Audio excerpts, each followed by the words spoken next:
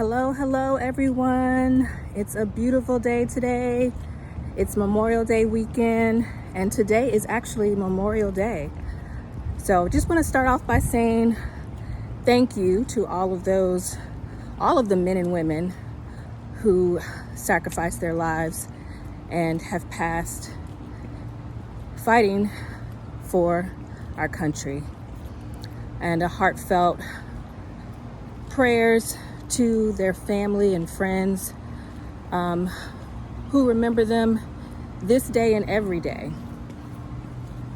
So thank you all for your sacrifice.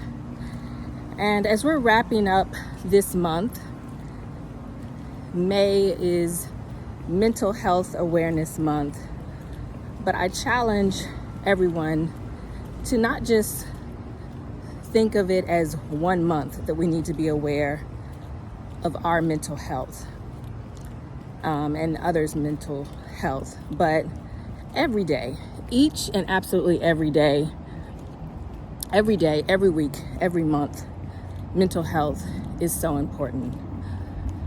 So I just wanted to share with you some tips, some strategies that I have found very useful in my own journey with mental health and making sure that I'm at peace. Number one, check in with yourself every morning before you do anything, before you turn on the TV, before you listen to music, a podcast, read an email, check a text, make a phone call, before you even get out of bed. Maybe even before you open your eyes. But when you wake up each morning, check in with yourself as to how you're feeling. How do you feel? Do you wake up feeling refreshed and relaxed? Acknowledge that. Did you wake up feeling disturbed from something that happened the night before, the day before? Acknowledge that. Did you wake up feeling sad? Did you wake up feeling happy? Did you wake up feeling annoyed? Just acknowledge what you were feeling at that moment. Allow yourself to be top priority as soon as you wake up in the morning. And then decide how you want to feel, right? Because you can change all of that if it's not in your best interest. If you woke up feeling annoyed, pissed off, angry, sad, whatever, you can change how you're feeling. Because it's a new day and you decide how you want to feel. You have control over your feelings, right? Okay, strategy number 2. Meditate, pray, journal, talk to God. Again, you're spending time with yourself before you start concentrating on anyone else or thinking about anything else. Take that extra time to get in alignment with your higher power. Whatever you believe in. I believe in God. So I feel it's important for me to spend time with God before I spend time with anyone else. And honestly, that also will help you as far as deciding how you're going to feel for the day, right? Because we can get too caught up in listening to other people's opinions, looking at what other people are going through, and then we start taking on all of that, all of their feelings, all of that drama, all of that toxicity. Like, no. Take time with yourself. Take time with God. Pray. And then be still and just listen for the response. You know, if you take, I promise you, if you take at least 5-10 minutes every morning to just really be still, blocking out everything, you'd be surprised at what you hear. And when you're truly still and have pushed everything out of your mind, you can hear his voice. It will come to you. Okay, so strategy number 3 is prioritize what's important for you to do for the day, right? What do you need to do in order to have your best day that day?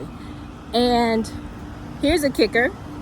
If it's absolutely nothing, then do absolutely nothing. I have those days where I just want to relax. I don't want to talk to anyone. I don't want to watch anything. I mean, and if I am watching something, it's something, positive, something that's gonna, push my development. Like sometimes I just have to recharge and do absolutely nothing. Or maybe your priorities for that day are, I have, goals that you need to accomplish. Maybe you have things that you need to do for work. Maybe you have things that you need to do for your business. Maybe you have things that you need to do for your family. Maybe you're going, and they could be fun goals like, hey, I'm going to go hang out with my friends. We're going to go to the park, or we're going to go to dinner, or we're going to go catch this movie. We're going to, just things you want to do. Spending time with your loved ones, hanging out with your spouse, your boyfriend, your girlfriend, spending time with your kids, making that a priority, to always put your family as one of your priorities is also spending quality time with those that you love. But prioritize those things that are important to you. And if work is what is very important to you, if you've got a deadline for work, or you have a promotion you're trying to get, or what have you, hey, make that your priority if that's what you need to do. Strategy number 4, reach out to your support group. Okay, we can't do this all alone. You know what I mean? Like, you have to have an inner circle. You have to have an inner circle. Family and or friends. It could be one person. It could be 2, 3, 4, 5, whatever. But I mean an inner circle of people that you truly trust, who truly have your best interests at heart, and you have their best interests at heart. And those are the people that you need to plug into the most. Those are the people that not only do you pour into them and you're there for them in good times and bad, but they absolutely pour into you as well. It's a cycle of, give and take, with everyone giving and everyone taking. That's an equal relationship. And, and that's a tight inner circle.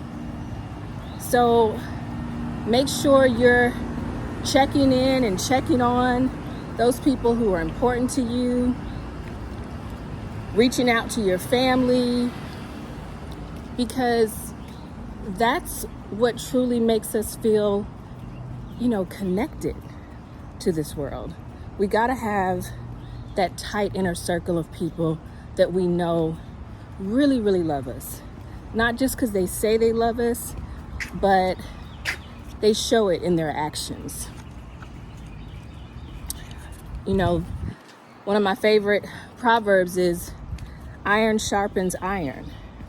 So I have a select few people in my life who I know I can talk to and not feel embarrassed to talk to them, not feel like it's later going to be used against me. I know that I can be totally 100% honest with them, and I'm going to get honest feedback. I'm going to get honest feedback, and I'm also going to get support. And that's so important for our mental health. You know what I mean? So incredibly important. And then number 5, respect your feelings and emotions. Respect how you're feeling. Don't discount what you're feeling and think, oh, I shouldn't feel this way. That's childish. That's stupid. I've fallen prey to that over the years. I might feel a certain way about something that somebody said or did, and then I immediately discount my feelings like, Shay, you're being petty, you're being silly, you're being childish, as if your feelings don't matter. Respect your feelings and emotions. Acknowledge it for what it is. And get to the core root of what it is. Because a lot of times, your feelings or emotions may not necessarily be aimed at the other person. It might be something that you're dealing with from something that you never addressed from your past, right? But respect those. If something brings you happiness and joy, do it. If something doesn't bring you that kind of happiness and joy, don't do it. I know it sounds so simplistic, but we can get caught up in trying to people please. We can get caught up in the whole, oh, well, this is what I've always done. It's always been like this. This is how our relationship has always been. And sometimes people close to you can feel that way too. They can feel like, oh, well, you've always done this. Why are you acting different now? Oh, well, I've always been this way, and you've never had a problem with me before. Why do you now have a problem with it? That doesn't matter. Respect your feelings, respect your emotions. If something feels right, brings you happiness, brings you joy, makes you comfortable, do it. If it's something that you know in your gut just doesn't feel right, stay clear away from that. And don't be afraid to say no. I used to be the queen of saying yes to all my friends, all my family members, just wanting to make sure everyone was good and that they knew they could depend on me. But the issue was, I didn't always depend on myself, and I wasn't always good. And if you're not good, if you're not in a good place, if you're not comfortable with something, then that reflects later, and it can cause friction in your relationships and your family dynamics. It can cause you to feel angry and bitter and act out towards people. And it can really mess with your mind. And you have to be okay, honestly, with just saying no to something that doesn't serve you, or saying no if you just don't feel like doing something. And you don't need to explain that, okay? That's just how you're feeling, or the frame of mind that you're in at the moment. So that was number 5. Okay, so we're on number 6.